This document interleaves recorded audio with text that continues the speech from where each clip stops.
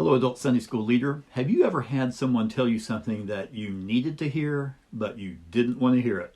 Well, we call that a hard truth. My best friend in college had to tell me a hard truth in the second semester of my freshman year. He told me that the girl that I was dating at that time was no good for me. And you know what? That made me mad. How dare he say something like that about my girlfriend? But you know what? He was right. He was right on. And I thank goodness I broke it off with her, because just a few months later, I met who is now my wife of over 41 years.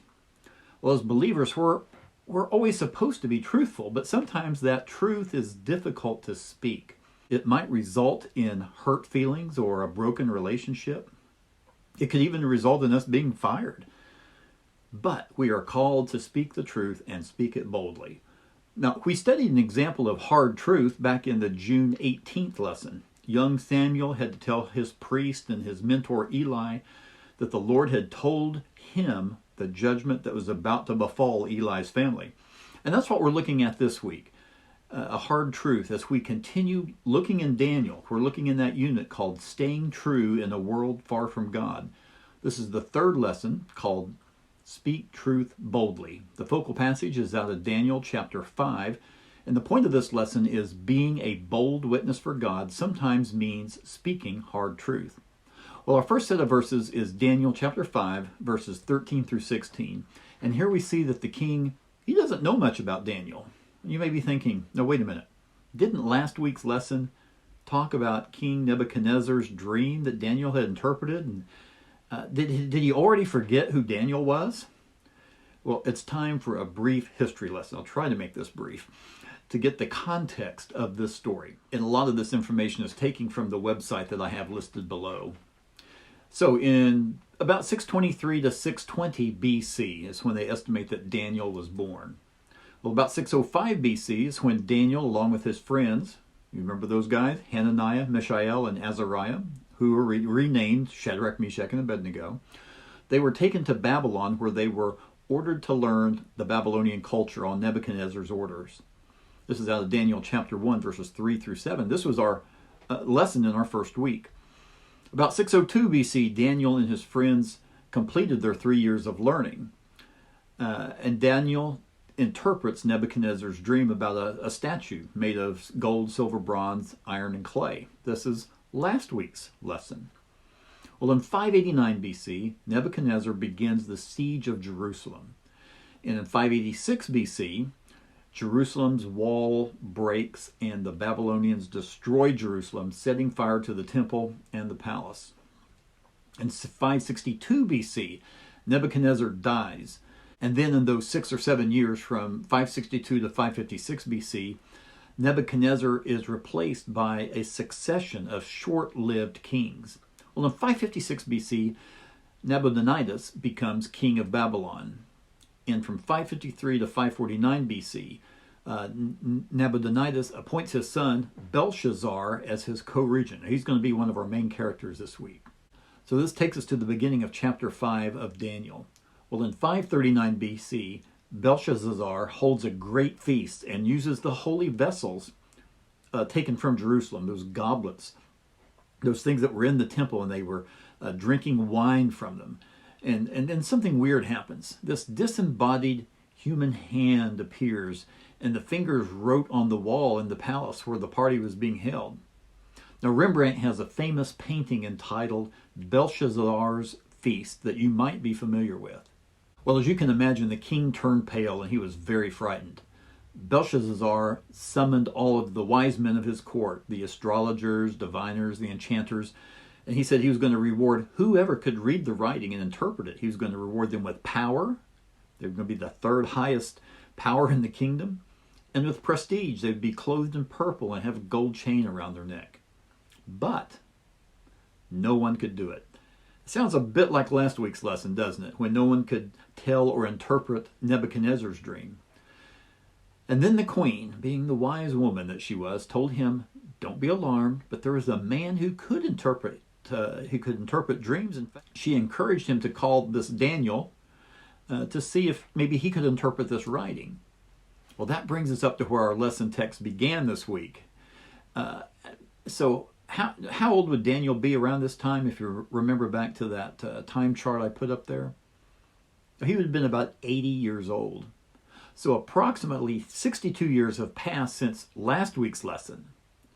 So this king, he's actually a co-regent. He never was really a king on his own in his own right. Belshazzar is his name. He did not know Daniel like Nebuchadnezzar did. Now notice when he confronted Daniel, when he talked to him, he didn't say, "I know that you have the Spirit of God in you," or the Spirit of Yahweh in you, but he said, "of the gods in you." And Daniel will have a chance to correct him in just a bit. Belshazzar knew about Daniel's extraordinary intelligence and his wisdom, but obviously Daniel was not in the inner court like he was during Nebuchadnezzar's reign.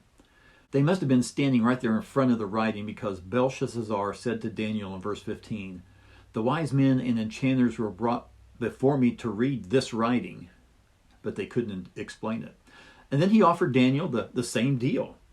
Read and interpret this writing, and you will be the third highest ruler in the kingdom, and you'll get some purple threads and a gold chain to boot. But Daniel wasn't interested in the reward.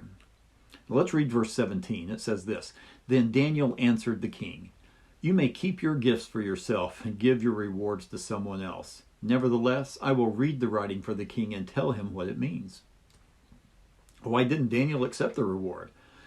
I can't help but compare Daniel to Joseph back in Genesis. They were both in a foreign land. They both had the gift of dream interpretation. They were somewhat forgotten for a while, but both were called on to interpret something important, something concerning the kingdom in which they were being held. Now Joseph, he accepted the high position of authority offered him, but Daniel, he initially declined. He basically said, thanks, but no thanks. And that's because, this is my opinion here, that's because Daniel knew that what those four words meant. He was standing there right in front of him. He read them. He knew what they meant.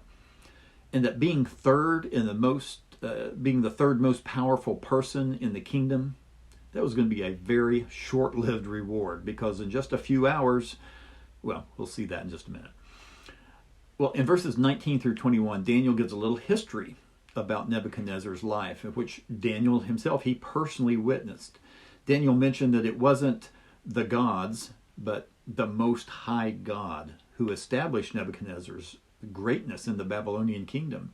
But because of his, being Nebuchadnezzar's, arrogance and his pride, God humbled him. Nebuchadnezzar was deposed, and he lived like an animal for a while until he acknowledged the sovereignty of the one true God. Now we pick up in verses 22 and 23, and this is where Daniel, he had to speak boldly here. He contrasted Belshazzar with Nebuchadnezzar. You see, Nebuchadnezzar eventually humbled himself, but Belshazzar has not. The items they took from the one true God's temple, they were being used in celebration of the gods of silver, gold, bronze, iron, wood, and stone. And Daniel then contrasted these gods with Yahweh. The Babylonian gods could not see, hear, or understand, but Yahweh holds your life in his hands. Our last set of verses is verses 24 through 28. "Since Belshazzar did not humble himself, God sent the hand that wrote these words, Mene, Mene, Tekel, Parsin." Now these are Aramaic words, and while the other wise men of the king's court could most likely read and know what those words said in Aramaic, they couldn't interpret what it meant. In this language, no vowels were written, and so what was written might be read differently, depending on what vowel sounds go in there. Now imagine this. Imagine seeing this in English, these two letters, R-D. You look at that. Now what is that word? Well, of course, the first word that comes to mind is red. But depending on the context, this could be any of these words that are listed here. Red, reed, arid, aired, raid, rude, eared, a whole bunch of words here. So you can imagine why seeing these seemingly random words that were written on the wall, why that might be difficult to interpret. Depending on the vowels, these could be nouns. And as nouns, these were words describing units of weight or money. It would be like saying penny, penny, nickel, dime. But what does that mean? But as verbs, they literally read numbered, numbered, weighed, divided. Well, either way, now are verbs. These wise men of the king's court, they didn't understand. They could probably read these words, since Aramaic was a common language, but they didn't know how to interpret what that meant. And that's where Daniel came in. With God's wisdom, with God's help, he was able to tell the king the interpretation that we read in verses 26 through 28. Belshazzar had been measured by the one true God, and he had been found lacking. Daniel told the king, the same God, Yahweh, who holds your life in his hands, who establishes and deposes rulers, he has determined that your reign is coming to an end. It's going to be divided between the Medes and the Persians. You know what? That's some tough news to have to deliver to the king. It was most definitely a hard truth, but Daniel was bold in speaking it. Giving the king such bad news about him and his kingdom could have set Belshazzar off. Daniel's life was in the king's hands, but the king kept his word. Verse 29 says that Daniel received all three of the things promised to him, promised to those who could interpret the writing. And then verse 30 tells of Belshazzar's fate. That very night he was killed, and Darius, the king of the Medes, took over. You know what? Sometimes we are called on to speak a hard truth. Like we have to tell that friend that they're going down a wrong path. By doing so, we risk a friendship. But by not doing so, they are risking more. We're risking more on their behalf. But whatever the case is, whenever we must speak a hard truth, let's remember to do what Ephesians 4:15 tells us to do. To speak the truth, how? In love. Now, what does that mean? Well, let's think about that love chapter. Love chapter that's quoted so much in weddings. 1 Corinthians 13, specifically verses 4 through 8, that tells us that love is kind. It's not rude. It doesn't envy. It isn't resentful. We're not to speak the truth with a, see, I told you so, or you're getting what you deserve, loser, type attitude, even if that's what is happening. Okay, we don't have that attitude. That's the main point of our lesson here today. But another takeaway is for us to examine our own attitudes, our own agendas, our own egos. Are we more self-reliant than God-reliant? Do we do the opposite of what Proverbs 3 verse 5 says? Do we trust in ourselves with all of our heart and don't lean on God's understanding? That was the sin of Belshazzar. Let's encourage our classes to trust in God with all of our hearts and have Him lead us when we need to speak the truth to someone.